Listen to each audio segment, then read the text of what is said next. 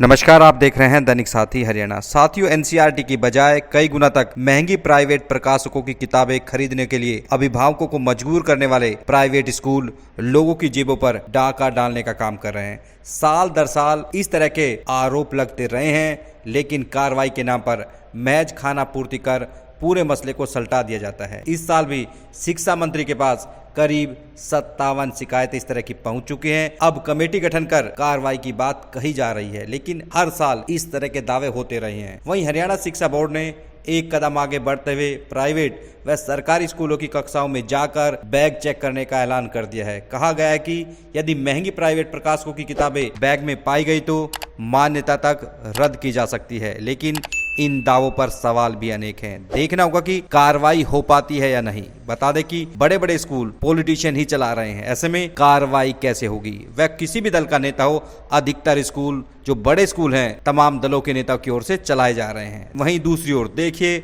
नैतिकता किस कदर मर चुकी है। बताया जाता है कि बच्चों को मिलने वाली किताबों पर लाखों रुपए के कमीशन के बैग अधिकतर स्कूल संचालक पहले ही बुक विक्रेताओं से वसूल लेते हैं, तभी उनकी दुकान को रिकमेंड किया जाता है। इसके लिए बुक विक्रेता बोली लगाते हैं। स्कूल संचालक को जो सबसे ज्यादा कमीशन के नाम पर बैग देता है, उस दुकानदार को काम दे दिया जाता है। यूं तो स्कूलों को शिक्षा का मंदिर कहा जाता है, लेकिन किताबों, ड्रेस, जूतों तक पर कमीशन खाने वाले कैसी शिक्षा दे रहे होंगे, आसानी से समझा जा सकता है। अधिकतर स्कूलों को तो मान्यता नो प्रॉफिट नो लॉस के नाम पर दी गई है, लेकिन हर कदम पर कमीशन खोरी करने वालों के लिए यह व्यापार बन चुका है। वहीं दूसरा सवाल यह भी है कि व्यापार करना है तो खुलकर करे, कौन मना करता है? फिर सरकार से मान्यता लेते वक्त नो प्रॉफिट नो लॉस का स्वांग क्यों रचते हैं? अब आपको दिखाते हैं कि मंगलवार को हरियाणा विद्यालय शिक्षा बोर्ड के चेयरमैन पवन कुमार ने इस पूरे मसले को लेकर क्या प्रतिक्रिया दी और क्या ऐलान किया।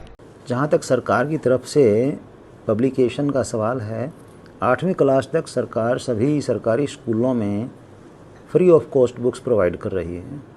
इसके अलावा प्राइवेट स्कूल्स में ज़रूर इस प्रकार की शिकायतें लगातार मिल रही हैं और इस पर माननीय शिक्षा मंत्री जी ने और माननीय मुख्यमंत्री जी ने अभी रिसेंटली जो बैठक हुई थी उसमें सख्त निर्देश शिक्षा अधिकारियों को, उच्च शिक्षा अधिकारी जो अपने डायरेक्टरेट में ऊपर से कंट्रोल जो होता है सारे स्कूल्स को, वहाँ दिए हैं। और उसमें कहा गया है कि ऐसा कोई स्कूल जो प्राइवेट पब्लिकेशन या एक लिमिट से ज़्यादा आर्थिक बोझ पेरेंट्स के ऊपर डले, ऐसा कोई मतलब बुक्स रिकमेंड करता है, कोई ऐसी एक शॉप रिकमेंड करता है, अभी फलां दुकान से आप बुक लेंगे, उसके ऊपर सख्त कार्रवाई की जाए।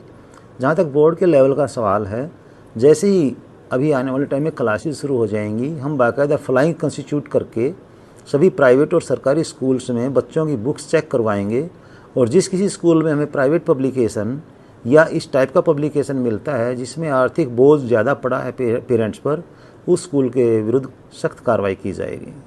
इसमें प्राइवेट स्कूल संचालक जो हैं उनको नोटिस इशू किया जाएगा, एफिलिएशन भी कैंसिल हो सकती है, उनके ऊपर फाइन भी लगाया जा सकता है।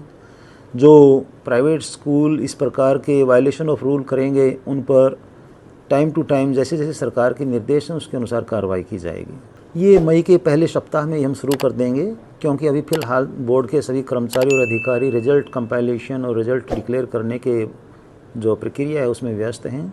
इसके साथ साथ कुछ दूसरे भी अभी इसी प्रकार की और जो ड्यूटीज़ असाइन की गई हैं उनमें व्यस्तताएँ ज़्यादा हैं, लेकिन मई के दूसरे सप्ताह तक यानी गर्मी की छुट्टियों से पहले पहले सारी कार्रवाई कर ली जाएगी।